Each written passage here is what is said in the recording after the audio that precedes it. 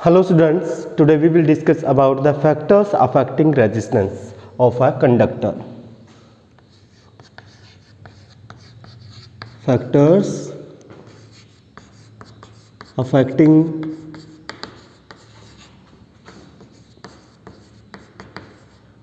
resistance of a conductor. एक conductor के resistance को कौन से फैक्टर हैं जो अफेक्ट करते हैं। तो डिफरेंट जो कंडक्टर हैं उनका डिफरेंट रेजिस्टेंस होता है, यानी कि डिफरेंट मटेरियल का डिफरेंट रेजिस्टेंस होता है। वैसे तो जो गोल्ड और सिल्वर है बहुत ही अच्छे कंडक्टर हैं, इसका मतलब उनका जो रेजिस्टेंस है बहुत ही कम है, लेकिन हम उनको वायर बनाने में यूज नहीं करते क्योंकि नंबर वन तो यही है कि वो एक्सपेंसिव है, बहुत ज़्यादा कॉस्टली है। और दूसरी बात ये है कि अगर उनकी वायर बना दे, मान लीजिए वो सस्ते भी कर दिए जाए, ठीक है, तो उनकी वायर बनाए हम, ठीक है, तो उनकी टेंसाइल स्ट्रेंथ काफ़ी कम होती है और वो क्या है बढ़ जाएंगे, जिससे वायर जो है वो लूज हो जाएंगी। उसके बाद जो हमारी कंडक्टिविटी अच्छी है वो है कॉपर एंड एल्यूमिनियम। कॉपर और एल्यूमिनियम में जो है कॉपर बड़ा अच्छा कंडक्टर है, यानी कि उसका रेजिस्टेंस जो है वो कम है। और उसके बाद आता है हमारा जो एल्यूमिनियम। एल्यूमिनियम का रेजिस्टेंस कॉपर से ज़्यादा है लेकिन फिर भी बड़ा अच्छा कंडक्टर है। तो हम कॉपर और एल्यूमिनियम की वायर बनाते हैं, यूज करते हैं, क्योंकि बहुत अच्छे कंडक्टर हैं। इनका जो रेजिस्टेंस है वो बहुत कम है और इनकी टेंसाइल स्ट्रेंथ भी काफ़ी ज़्यादा है, यानी कि वायर्स को बार बार खींचना नहीं पड़ता, काफ़ी टाइम के बाद खींचना पड़ता है। वो वायर्स जो है वो नीचे बेंड नहीं होती हैं, लटकती नहीं है। So first factor is nature of material.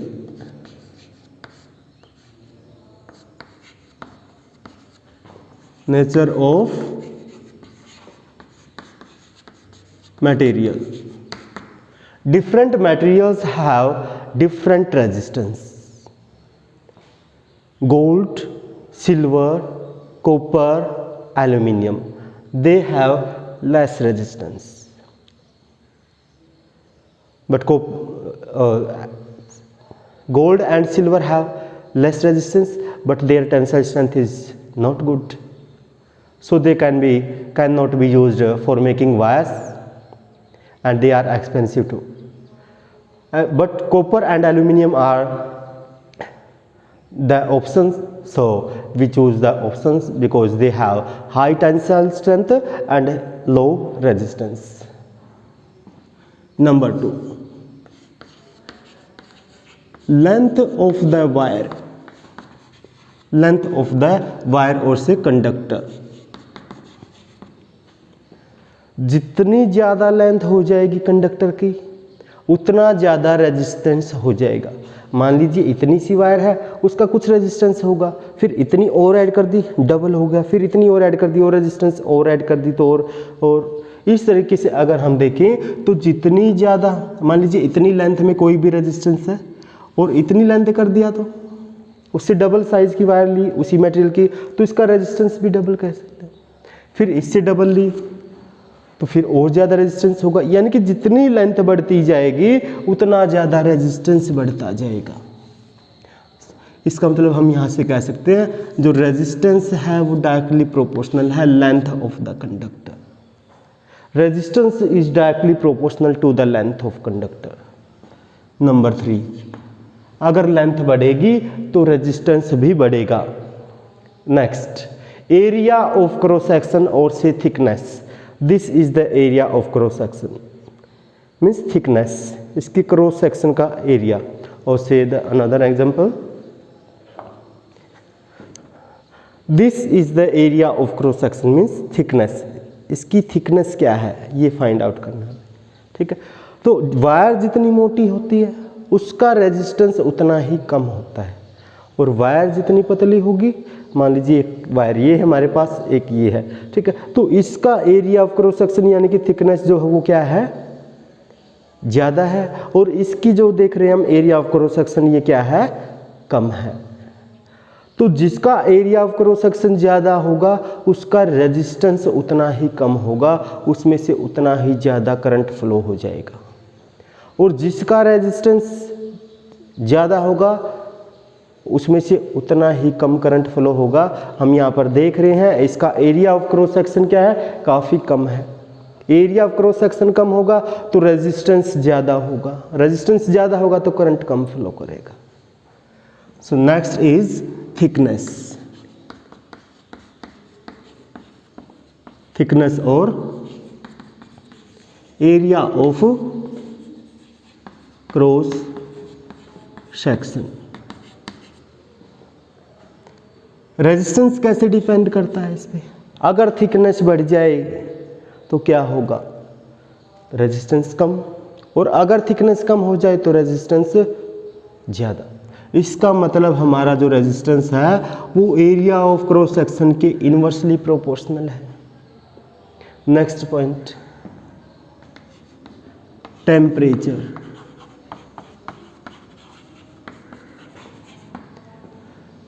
अगर हम कंडक्टर्स की बात करें, ठीक है, तो कंडक्टर्स में क्या होते हैं, फ्री इलेक्ट्रॉन्स। और जैसे ही टेम्परेचर बढ़ाएंगे उनका तो इलेक्ट्रॉन्स जो हो फास्टली मूव करने लग जाएंगे।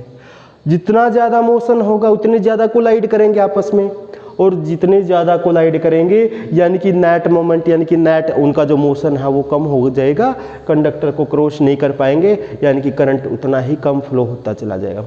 इसका मतलब जितनी ज़्यादा हीट देंगे उतना ज़्यादा क्या हो जाएगा, इनमें कोलिजन होगा इलेक्ट्रॉन्स में, और इलेक्ट्रॉन्स में कोलिजन होगा तो यानी कि उतना कम करंट फ्लो करेगा। इसका मतलब रेजिस्टेंस क्या है, टेम्परेचर बढ़ाने के साथ साथ बढ़ रहा है। किसका, मेटल्स का या कंडक्टर्स का। तो टेम्परेचर के भी डायरेक्टली प्रोपोर्शनल है रेजिस्टेंस। किसके लिए, कंडक्टर्स के लिए। Next, from this and this relation R is directly proportional to length and inversely proportional to area of cross section. Remove the sign of proportionality and write a constant here. This is the constant called rho, RHO. Rho. This is rho, RHO, rho. What is rho? Rho is the resistivity of the conductor. It is the rho is the resistivity of the conductor.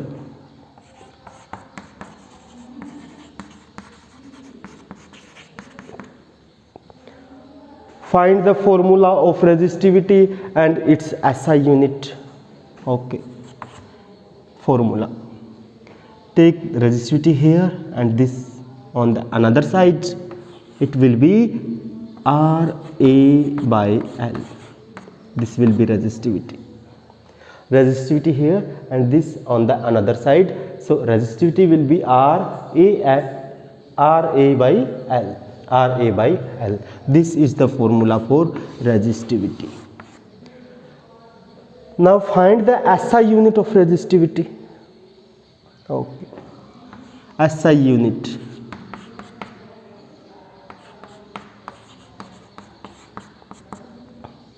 For resistance, ohm. Ohm. For area, meter square. For length, meter. 1 meter, 2 meter. So SI unit of resistivity is ohm meter. Ohm meter. Is it clear or not? Next, define resistivity. Define resistivity.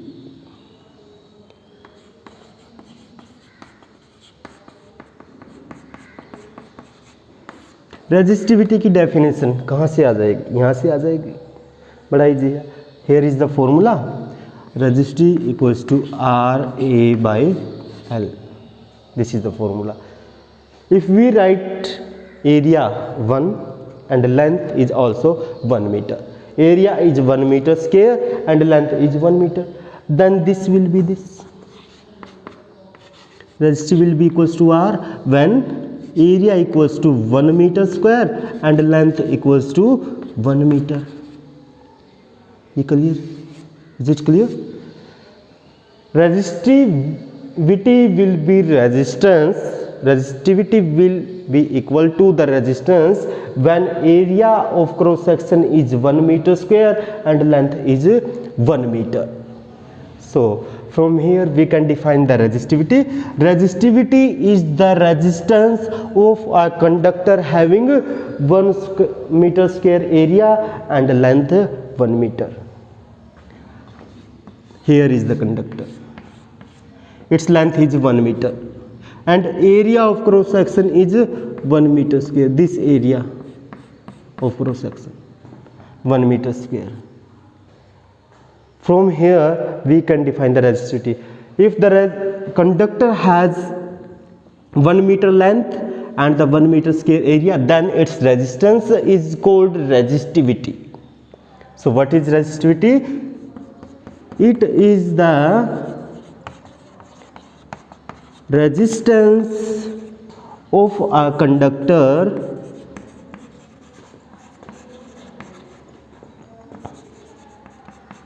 having area of cross section 1 meter square and length 1 meter. This is for the resistivity. Here we can see that which factors are affecting the resistance of a conductor. Number one is nature of material. Different materials have different resistance. Next, length of the wire. More is the length, more will be resistance. Next is thickness or area of cross section. Thickness or area of cross section. More is the thickness, means more is the area of cross section, means wire कितनी मोटी है. More is the area of cross section, lesser will be the resistance. More is the temperature, more will be resistance. If we increase the temperature of conductors, then the resistance will also increase. From these relations we can write here, resistance is directly proportional to the length of the conductor and inversely proportional to the area of cross section. So from here, by removing the sign of proportionality, we have R equals to rho L by A, where rho is the resistivity of the conductor, and we can define the resistivity from here. What is the resistivity? Resistivity will be the resistance. Resistivity is equal to the resistance having a conductor area of cross section 1 meter square and length 1 meter. It means 1 metre cube जो हमारा हो गया, 1 metre cube volume का जो हमारा conductor हो गया, उसका रेजिस्टेंस ही रेजिस्टिविटी है भाई. 1 मीटर स्क्वायर एरिया और 1 मीटर इसकी लेंथ, तो 1 मीटर क्यूब हो गया ना हमारा कंप्लीट. तो 1 मीटर क्यूब जो वॉल्यूम है किसी भी कंडक्टर की, वो उसका रेजिस्टेंस किसके इक्वल होगा? रेजिस्टिविटी के. Is it equal? Next, SI unit. SI unit for resistance is ohm, for area is meter square, and for length is meter. 1 meter to 1 meter, it will be ohm meter. Is it clear? Next we will discuss about the fuse wire. Fuse. What is fuse? Fuse we are using at our household items, or we are using at our homes. Fuse. What is fuse? Fuse is a safety device. It is a safety device, and it has a wire inside a box. Fuse is like of this type. One is here, and this is the box. This can be fitted inside it. This type of fuse you are using at your homes. This can be fitted here. Then the circuit will be completed.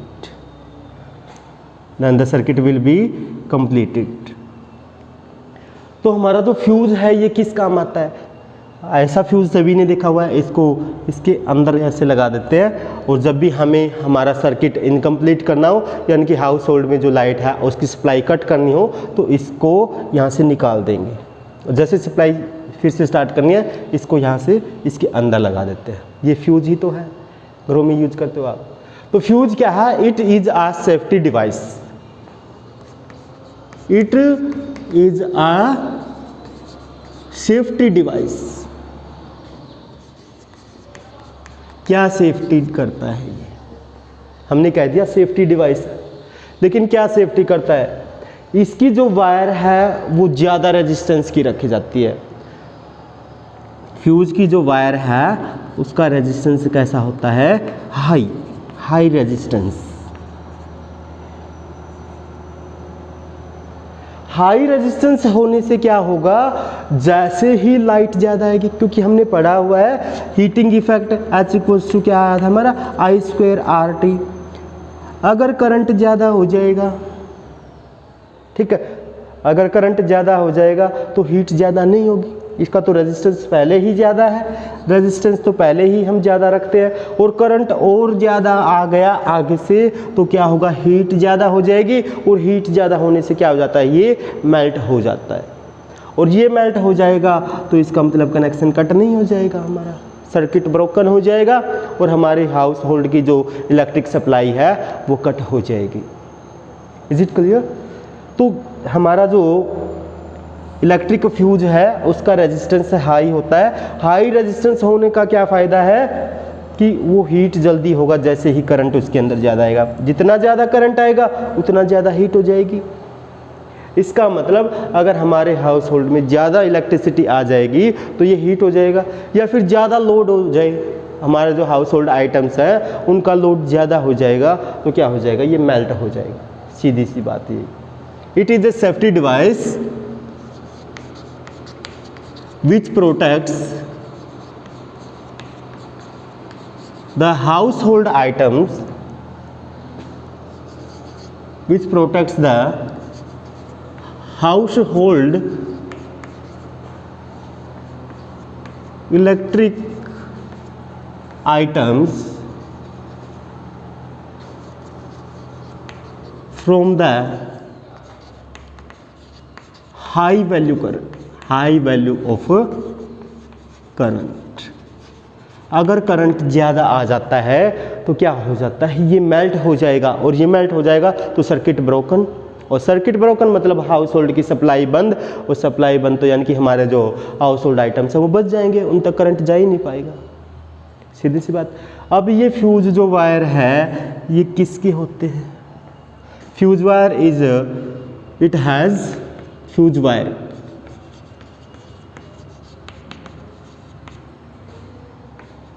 it has high resistance, high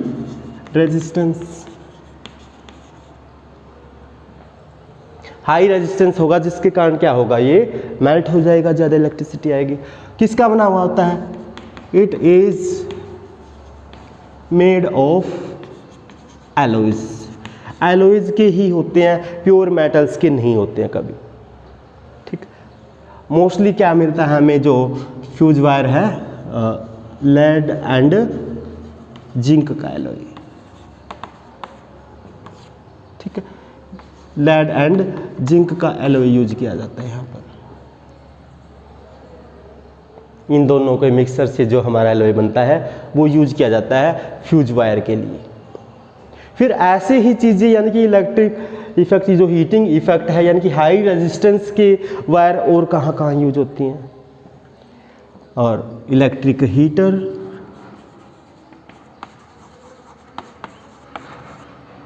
ठीक, यहाँ पर क्या होता है? उसका resistance तो high होता है बट उसका मेल्टिंग पॉइंट लो होता है।